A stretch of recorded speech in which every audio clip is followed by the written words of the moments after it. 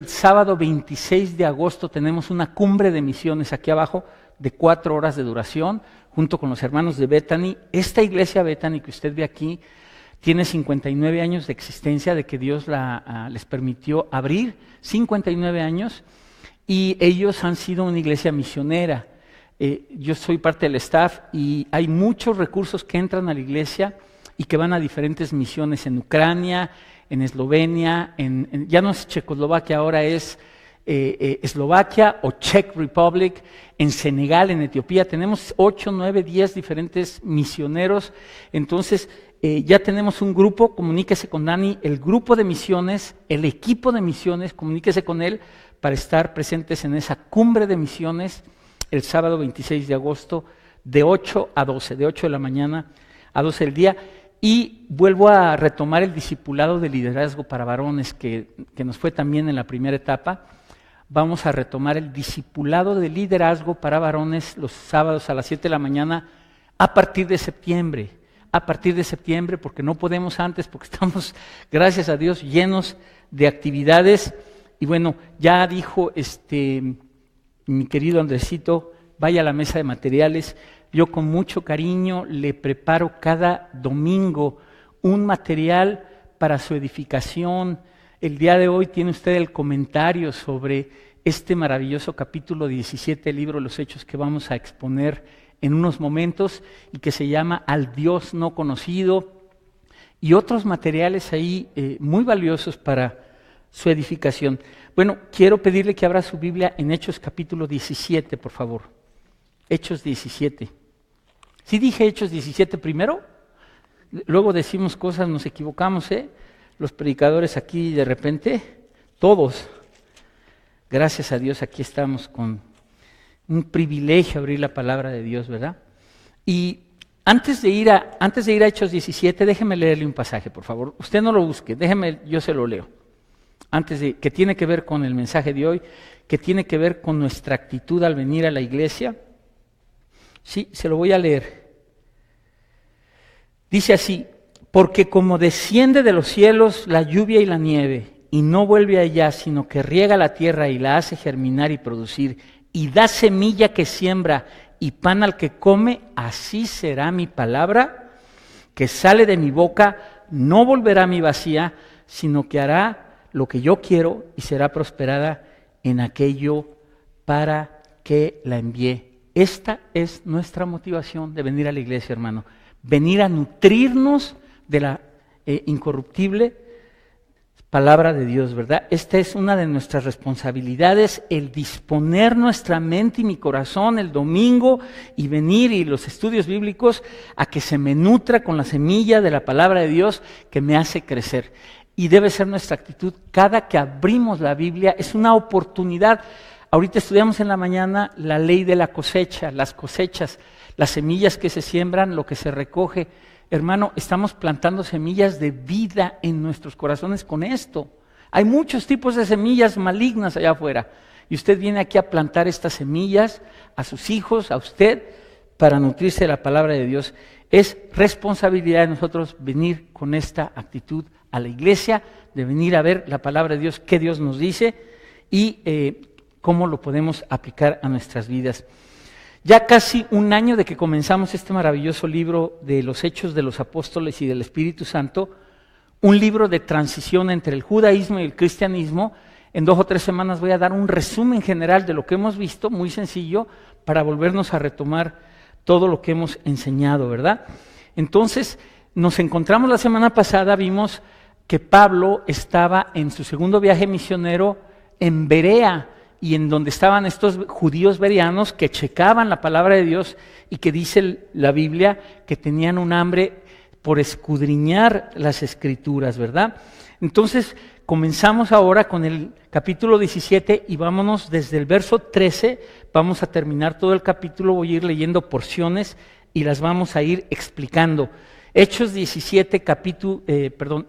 capítulo 17, versos 13 al 15, dice así: cuando los judíos de Tesalónica supieron que también en Berea era anunciada la palabra de Dios por Pablo, fueron allá y también alborotaron a las multitudes. Recuerden la oposición en todas partes. Pero inmediatamente los hermanos enviaron a Pablo que fuese hacia el mar, o sea, siempre lo estaban rescatando, siempre lo estaban cuidando. Y Silas y Timoteo se quedaron ahí, y los que se habían encargado de conducir a Pablo le llevaron a Atenas. Y habiendo recibido orden para Silas y Timoteo de que viniesen a él lo más pronto que pudiesen, salieron. Esta ciudad, ahora nos encontramos con Pablo en Atenas, es la capital de Grecia, una de las ciudades más importantes de toda la historia, con más de 3.500 años de historia.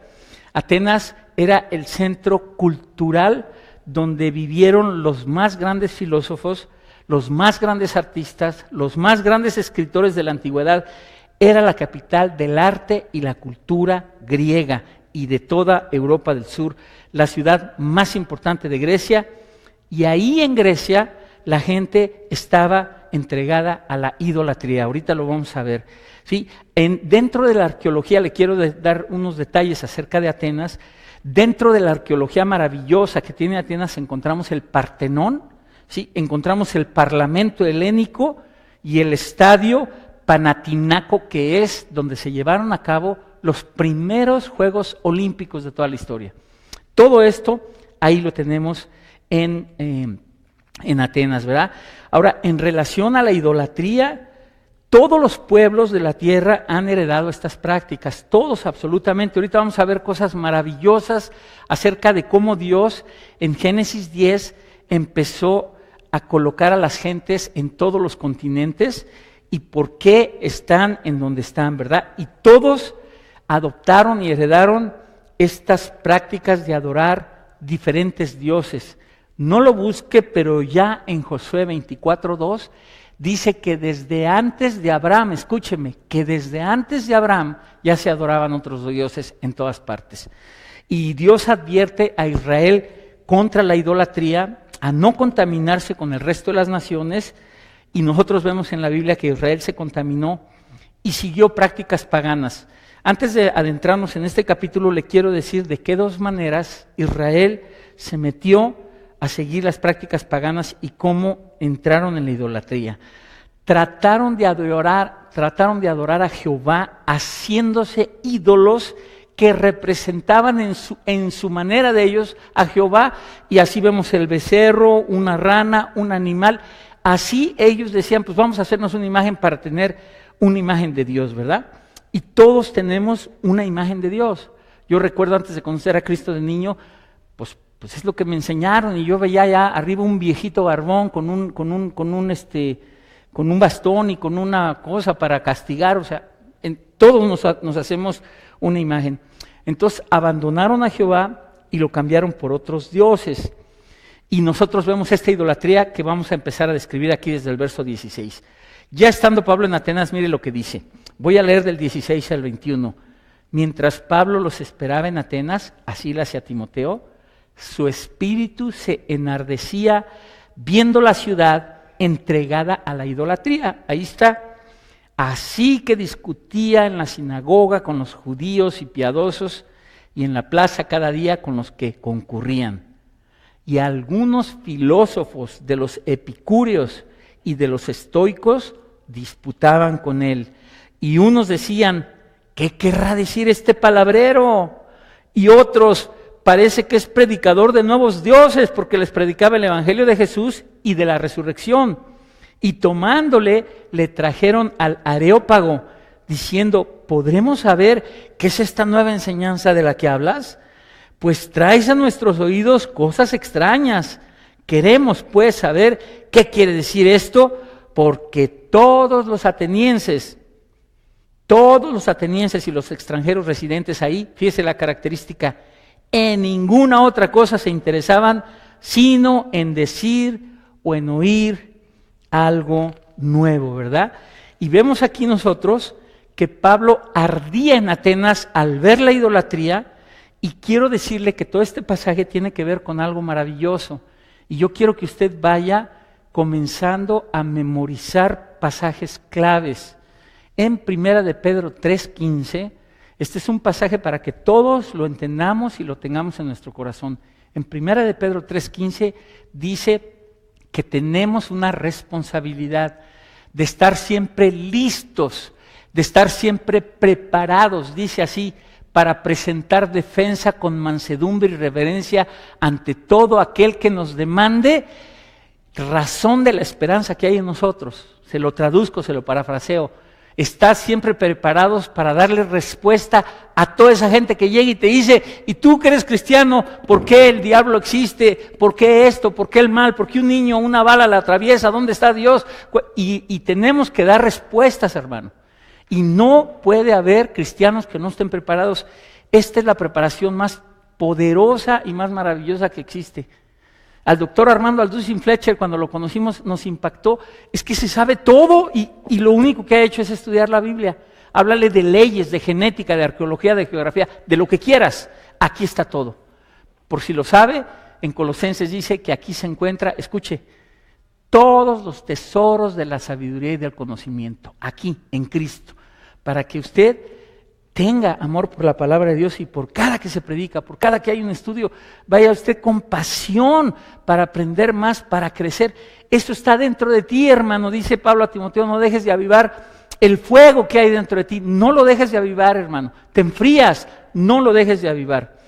Entonces, nosotros vemos este pasaje de apologética que debemos estar preparados todos para explicarle, para responderle a los que nos preguntan, toda clase de preguntas, incluso hasta los necios, a tus familiares, a tus amigos. Tenemos que estar preparados. Y en este momento vamos a ver cómo Pablo, la astucia que tenía Pablo al compartir el Evangelio con los más filosos, los filósofos de Grecia, ¿verdad? Con personas que estaban metidas en la idolatría. Y hay aplicaciones valiosísimas para nuestra vida en este mensaje, ¿verdad? Y lo primero que vemos es que Pablo entendió, escuche porque esto va directamente con su vida. Pablo entendió, como usted, Juan Carlos, José, Valentín, Martín, todos tenemos que entender, Pablo entendió algo. Que mis amigos, mis familiares, los vecinos, los compañeros a quien le compartas el Evangelio no conocen la luz. No la conocen, esa luz que tú ya tienes, ellos no la tienen, hermano. Y tienes que ser sabio para compartirle en lugar de condenarlos, en lugar de enjuiciarlos, en lugar de separarte de ellos, tienes que abrir puertas para que te quieran escuchar, para que te pregunten y te digan, dime más, para que te hablen por teléfono y te digan, tengo esta situación, ora por mí, por favor, hermanito, tú que sabes, tú que estás cerca de Dios, venga si usted también puede estar cerca de Dios. Necesitamos ser sabios para abrir puertas, hermano. A mí me da tanto gusto que nos ha visitado gente, lo voy a decir abiertamente, de la Iglesia Católica Apostólica Romana, me encanta. Ellos vienen a escuchar la palabra de Dios. Tenemos muchos amigos católicos, apostólicos, romanos, y vienen a preguntarnos de la Biblia, hermano. Esta es una gran oportunidad con tus hermanos, con tus familiares allá en México, en Honduras, donde tengas familiares. No te equivoques, no te pelees con tu familia, gánalos para Cristo. Que Dios te dé sabiduría, hermano. En Atenas estaba llena de filósofos y aquí menciona Pablo dos grupos, con la astucia apologética que él tenía, menciona dos grupos que se mencionan aquí, de filósofos, los epicúreos y los estoicos. Deje decirle que es la filosofía, porque oímos filosofía y decimos, pues, ¿qué será eso? Filos, amor, sofos, sabiduría, amor por la sabiduría. Estos griegos amaban la sabiduría y por eso querían oír todo lo que se les presentara, ¿verdad? Entonces, vemos a los epicúreos, rápidamente, eran gente que buscaba el placer nada más. El objetivo de la vida de ellos era experimentar emociones placenteras, igual que el día de hoy. Igual que el día de hoy, toda la gente que vive únicamente de sus emociones placenteras. Y estaban los estoicos, que su fundador fue Zeno de Chipre, y los estoicos creían, fíjese, igual que hoy, igual que sectas como los mormones hoy, creían en un Dios que hizo muchos dioses. Tú vas y hablas con mormones que son personas extremadamente decentes, muy buenas personas, preparados. Los chavos de 18, de 20, de 22 años te hablan 3 idiomas, los mandan a misiones, muy organizados. Lo único que ellos leen, el libro del Mormón, leen la perla del gran precio y leen doctrinas y pactos de todo un rollote que José Smith se le apareció un ángel y ese ángel le dijo, ve a tal lugar y te vas a encontrar unas tablas. Se encontró unas tablas escritas en egipcio cuneiforme y las tradujo y de ahí viene el libro del Mormón. Y dice la Biblia que cuidado porque Satanás se disfraza como ángel de luz. Nosotros tenemos la revelación ya completa. Ya nada de que se te aparece un ángel y pastor, se me apareció un ángel la noche y me dio una revelación gruesa que no tiene nada que ver con la Biblia. ¿De cuál fumaste, hijo? No, para nada. Entonces, fíjate bien, aquí dice que estos estoicos creían en muchos dioses y la Biblia dice claramente, hay un solo mediador entre Dios y los hombres, Jesucristo hombre. Uno solo, hermano, nadie más pagó en la cruz. El Papa, mi tío, el padrino, Francisco Méndez, no hay nadie más que Jesucristo, hombre. O sea, poner otros dioses o personas entre Dios y yo es estoicismo, es lo que hacían estas personas, ¿verdad? Entonces, nosotros tenemos todo este rollo y tenemos panteísmo y bueno, que Dios está en todas partes, en la araña, en la planta, en todos lados. Continuamos con el verso 18. Dice así, y algunos filósofos de los epicúreos y de los estoicos disputaban con él y nos decían, ¿qué querrá decir este palabrero? Fíjese cómo le decían palabrero y Pablo les dice y les habla ya acerca de la resurrección. Y dice que tomándole le llevaron al Areópago. Aquí, como yo estuve tanto tiempo en aeropuertos, le puse aerópago. Esto yo siempre que lo oía, yo decía, pues un aeropuerto ahí en Grecia, en la montaña. No. Fíjese lo que es el Areópago. Este es interesantísimo, ¿eh? El Areópago es un monolito de roca azul en la colina de Ares.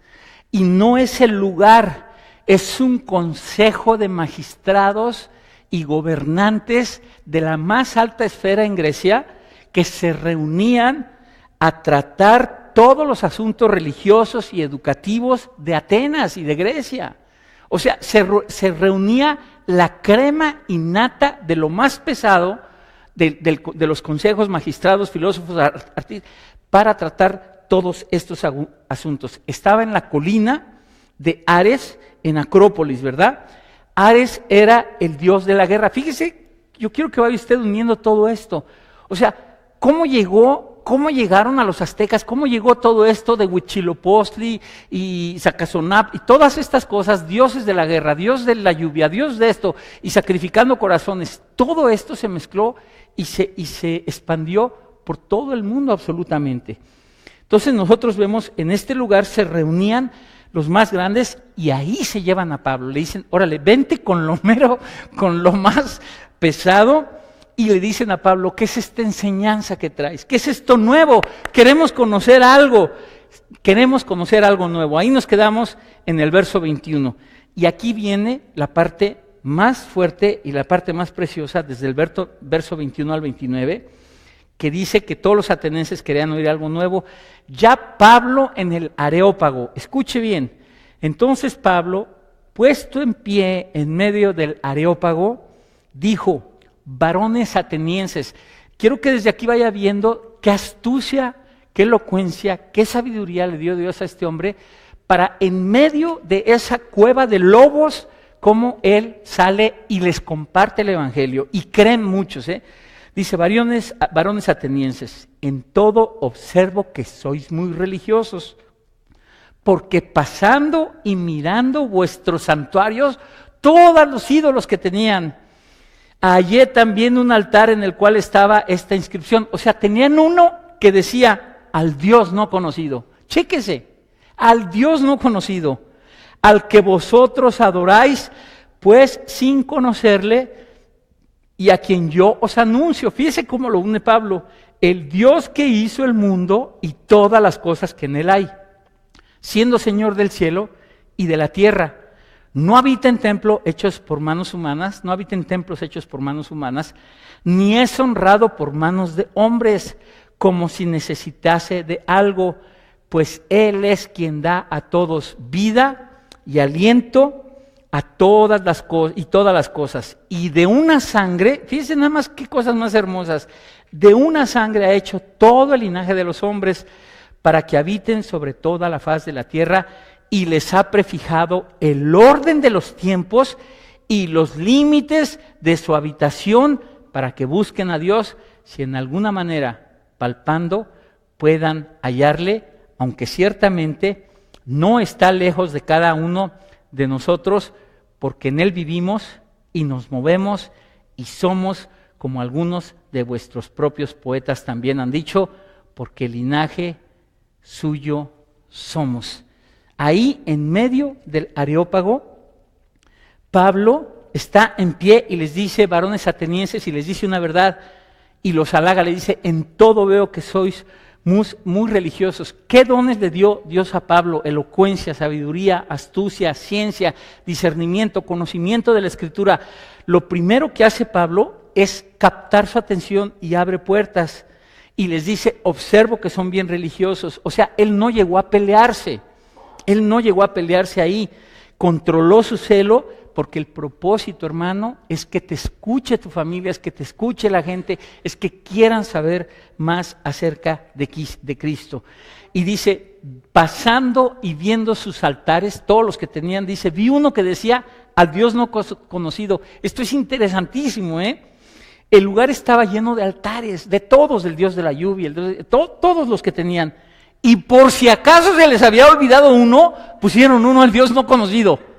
Y de ahí se agarra Pablo para decir, que ustedes no conocen, este es el Señor que hizo la tierra, que hizo los cielos, o sea, de ahí se toma él para llegar y predicarles a Cristo de una manera, toma los elementos que tenían para predicarles el Evangelio, ¿verdad? No sabían a quién estaban adorando, pero decían, por si uno se nos olvida, ahí tenemos al Dios no conocido. ¿Y sabes qué, hermano? Qué cierto es que hay que conocer a Dios. Juan 17:3. Sí, esta es la vida eterna, que te conozcan a ti y a tu Hijo Jesucristo, a quien has enviado. Esa es la vida eterna, hermano. No es conocer religiones, no es atender una iglesia y por favor vente, no te estoy diciendo que no vengas, no es liturgias, no es sentarse, no es hincarse, es conocer a Dios en una manera personal y a su Hijo Jesucristo, a quien Él nos ha revelado aquí. Y de ahí parte todo, hermano, de ahí parte todo. Y si tú conoces a Dios, inmediatamente te conviertes de la idolatría, como pasó aquí con estas personas, ¿verdad? Entonces, Pablo, enfocado en este Dios no conocido, les empieza a derrumbar a todos los otros dioses. De una manera sabia, porque si no, de por sí lo querían linchar y lo apedreaban y tenían que meterlo al barco para que huyera. Y miren lo que les empieza a decir. Les dice a él que Dios no habita en templos, que Dios no habita en figuras, que no se le puede hacer nada para decir esto es Dios, ¿verdad? Dice, el Dios que hizo el mundo y todas las cosas que en él hay, siendo Señor de la tierra, y les dice, no habita en templos hechos por manos humanas. Yo me imagino a los atenienses, a los griegos, pues, o sea, igual que todos nosotros pensábamos que era un lugar santo. Yo recuerdo que cuando de niño a mí me metían, yo iba por bolo padrino, yo iba por el bolo padrino a la iglesia católica. Cada que había bautismos, había unas gentes que sacaban las monedas y las aventaban. Pues yo iba por eso, ¿verdad? Pero me decían, cuando entres ahí, ya te calmas, eres todo santito, porque ahí es un lugar santo. Y yo decía, chirrión, pues ¿qué es esto? Y aquí es importante mencionar esto, hermano. Se refiere a dos cosas. Cuando dice, Dios no habita en templos hechos por manos humanas. Se refiere a edificios y se refiere a imágenes. Y vamos a profundizar un poquito en esto. Este templo, hermano, que usted ve aquí, en el cual nos encontramos hoy, en esa silla que tú estás sentado, que se construyó hace 59 años y que hace 15 lo remodelaron y así quedó de jefe, por eso sigue la alabanza tan bonita, Lilianita, así como lo ve.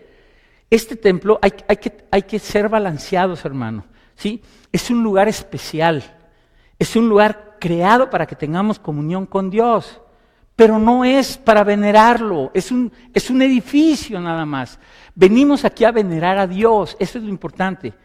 O sea, y ahí cayeron muchas religiones en construir edificios llenos de oro y llenos de perlas y con cristales que son carísimos.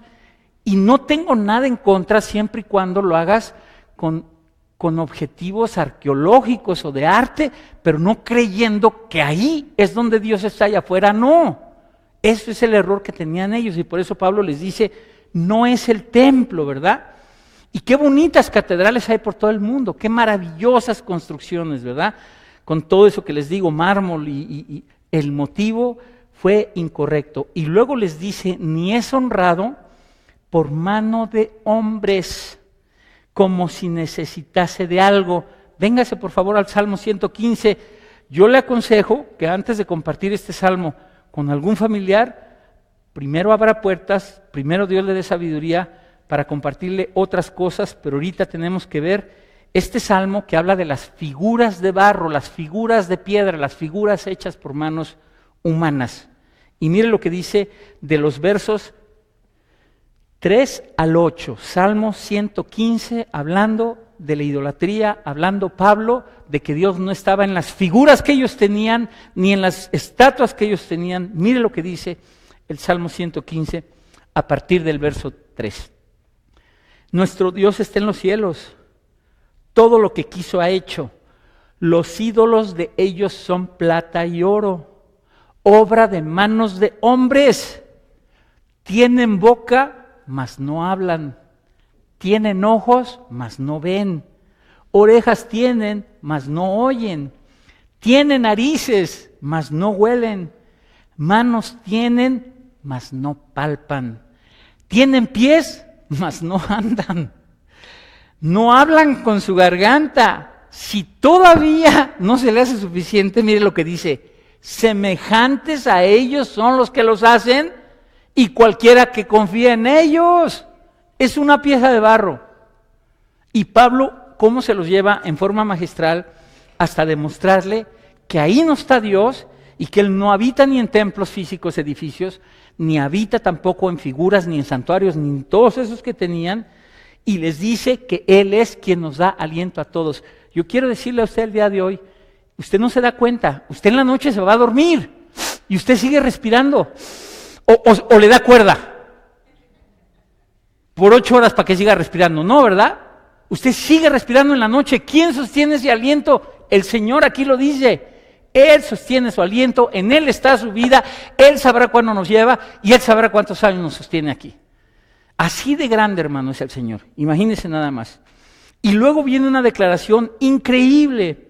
En el verso 26 dice, y de una sangre ha hecho todo el linaje de los hombres para que habiten sobre toda la faz de la tierra y les ha prefijado el orden de los tiempos y los límites de su habitación. ¿Usted sabe cuánta gente se siente de la aristocracia? Y dicen que su sangre es ¿qué?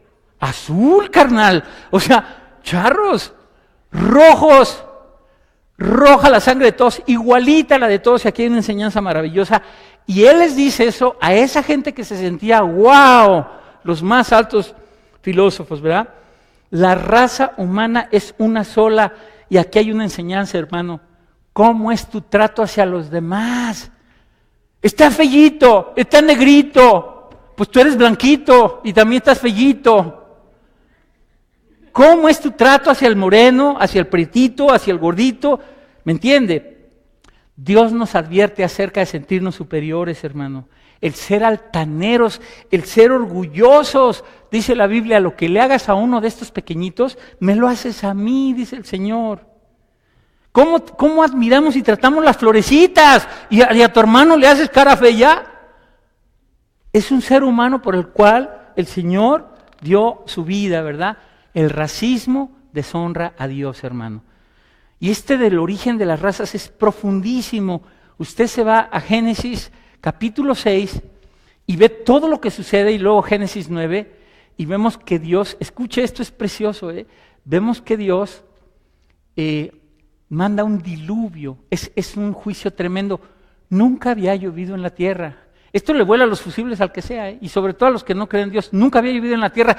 Dios mantenía una esfera de humedad maravillosa, y la Biblia nos dice que nunca había llovido. Llueve, y es el diluvio, y se forman los continentes. Hay partes de la tierra, era una sola porción de tierra antes, hay partes de la tierra que quedan abajo del agua, y otras partes arriba, y se forman los continentes, y a partir de entonces ya comienza la raza de Noé, que que se fue con sus hijos, y todos venimos a través de Cam, Sem y Jafet, de los camitas, semitas y jafetitas. Y de ahí Dios, después de que quieren unirse, en un intento por llegar a ser dioses o llegar hasta Dios, Dios les confunde las lenguas y ese es el origen de los lenguajes. Esto no hay nadie que lo pueda explicar más que la Biblia, nadie. ¿Cómo se originaron los lenguajes? Y entonces empezaron cada uno a irse hacia los lugares que Dios les permitió. Y estaba yo estudiando, y esto es increíble, los colores de la piel, hermano, los colores de la piel. ¿Por qué son negritos los de África? Si no fueran negritos se chamuscan. Tienen que tener esa pigmentación de piel para poder vivir en África. Y los güeritos del norte, por eso tienen sus ojitos claritos azules y son blanquitos, te los llevas a África y se derriten, hijo. En serio. O sea, esto se llama melanina en la ciencia, en la genética. Dios le dio a cada uno cómo adaptarse a los lugares. Y hay otras posiciones, hemos estudiado, véngase a los estudios. Hay una posición teológica que no es muy fuerte, que no es muy sólida, que es bastante extrema y racista, en donde dicen, y no estamos diciendo que no, siempre las estudiamos todas, queremos ser responsables con eso, en donde dicen que Cam, por el pecado específico que tuvo con su padre de verlo desnudo y todo ese rollo, que recibió una maldición y son los negritos de África. Para que vea que aquí le enseñamos todo. Aquí dice la palabra de Dios que de una sola sangre hizo toda la raza humana y Dios les puso a cada uno características específicas para poder adaptarse. Si lo hizo a través del tiempo y de los siglos, no lo sé, pero una cosa es real. Cada ser humano tiene su metabolismo y su piel de tal manera que puedan adaptarse al continente en el que vivan. ¿Sí? Los güeritos, los blancos, los del norte, usted llévese un blanquito a la playa y va a ver lo que le pasa. Entonces, esto es precioso, ¿verdad? En el norte donde no hay mucho sol, los esquimales producen poca melanina, por eso se le llama cáncer de melanoma, de la melanina, porque es una cosa que tiene que ver con la piel. Los negritos tienen una alta producción de melanina, pero tienen poca vitamina D, y por eso hay negritos que usted ve encorvados, y ese fue el trigger, el gatillo que hizo que la teoría de la evolución, que es una teoría, dijera, mira, esos son descendientes del mono, porque hay negros en África y allá en esas partes así encorvados y su cráneo y todas esas cosas. Entonces, extremos por todos lados, hermano. Los diferentes colores de piel, concluyo, es un método de Dios para controlar y para adaptarse al hombre a todas las zonas del planeta, ¿verdad? Pero aquí el punto es el respeto por los otros seres humanos, ¿verdad? De una sola sangre Dios creó todo el linaje y nosotros tenemos que entender que el punto es el respeto y el amor hacia los demás. No importa de su clase social, su color, sus ojos rasgados, negritos, blancos, amarillos, morenos, mulatos, no importa absolutamente nada de eso, ¿verdad? Y después de decirle estas palabras maravillosas, les dice él, desde el verso 29 para terminar, dice, siendo pues linaje de Dios, no debemos pensar que la divinidad sea semejante, continúa con los ídolos, a oro o a plata, o a piedra o a escultura de arte, o a imaginación de hombres. Y aquí viene y les predica y les dice la necesidad de arrepentirse, hermano. Pero Dios, habiendo pasado por alto los tiempos de esta ignorancia, ahorita explicamos qué es esto, que básicamente es que Dios en su misericordia, si tú no conoces de la palabra de Dios, tiene otra regla para juzgarte, para evaluarte. Dice, habiendo pasado por alto los tiempos de esta ignorancia, ahora y sobre todo a los que conocemos la palabra de Dios, manda a todos los hombres en todo lugar que se arrepientan. Y mire lo que les dice, por cuanto ha establecido un día, ¿se acuerda que vino Armando a predicar el día del juicio final? Por cuanto ha establecido un día en el cual juzgará al mundo con justicia por aquel varón Jesús, a quien designó, dando fe a todos con haberle levantado de los muertos, y todavía les mete la resurrección ahí. Pero cuando oyeron lo de la resurrección de los muertos, unos se burlaban y otros decían, ya te oiremos acerca de esto otra vez. Ahí están los que dicen, al rato me hablas dentro de Paquito, ahorita no, dentro de 2 años me hablas. Ahí a ver si recibo a Cristo en 2 años, ¿eh? Ahí me sigues buscando. Y así Pablo salió en medio de ellos, más algunos creyeron juntándose con él, entre los cuales estaba Dionisio el Areopagita, o sea, era de parte de ese concilio, una mujer llamada Dámaris y otros con ellos, ¿verdad? Entonces, qué importante es esto, hermano, y vamos a usar estos momentos. Si usted ya tiene al Señor, vamos a arrepentirnos de todas maneras, hermano. No hay alguien que no tengamos de qué arrepentirnos diario de algo, de haberle echado el ojo, el no sé qué más, de haberle hablado mal a alguien, de haber pensado mal de ese hermano o de esa persona, o tratar mal a la del King Super, yo no sé de qué. Y si no tienes al Señor, hermano, este es el día para que tú te arrepientas y le digas, yo a ese Dios no conocido que yo no conozco, quiero que entres a mi vida. Aquí dice que eres Jesús. Entra a mi vida y cambia mi vida, transforma mi vida y dame vida eterna. Y no lo hagas por eso nada más, hazlo porque necesitas conocer a ese Salvador y vivir de aquí, desde ahorita, como dice Andrés, la vida eterna desde aquí, para vivir para Él. Padre Celestial, te damos gracias, Señor. Gracias porque tú nos mandas, Señor, a arrepentirnos. Gracias por esta enseñanza de Pablo de poder prepararnos para poder compartir tu vida, tu evangelio, tu historia, tu amor, Señor, lo que tú hiciste en esa cruz. Tantos familiares que tenemos, Señor. Tantos amigos, Señor. Tanta gente en la cual tú me pones en medio para que pueda yo hablarles de ti, de esa luz maravillosa que eres tú, Jesucristo.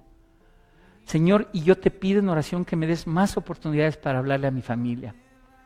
Que me des hambre por estudiar tu palabra para poder contestarle sus preguntas. Que me permitas abrir puertas, amar a mis familiares, amar a la gente para que puedan conocerte, Señor. Gracias por este mensaje de Pablo, Señor, por esta astucia que tú le diste.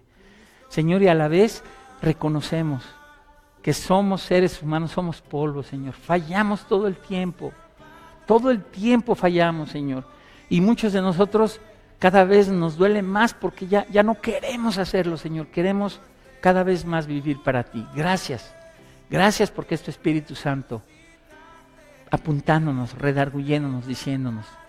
Te doy gracias por el corazón de cada uno de mis hermanos que se arrepienten, Señor.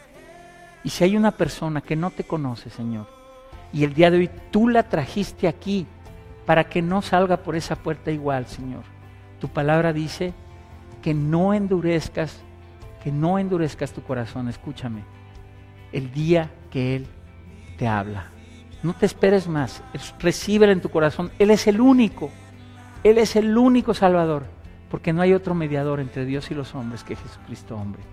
Ábrele tu corazón, ahí en tu lugar dile, Jesucristo, me arrepiento de todos mis pecados, perdona mis pecados, te recibo en mi corazón como mi Señor y mi Salvador. Creo en lo que tú hiciste en esa cruz, es el trabajo expiatorio para que yo pueda tener vida eterna, para volver a tener amistad contigo y con Dios. Espíritu Santo, ven a morar dentro de mí para ser parte de esa vida eterna. Te damos gracias, Señor, en el nombre de Jesús. Te damos gracias. En el nombre de Jesús. Amén. Quiero preguntar si alguien hizo esta oración. Si alguien hizo esta oración.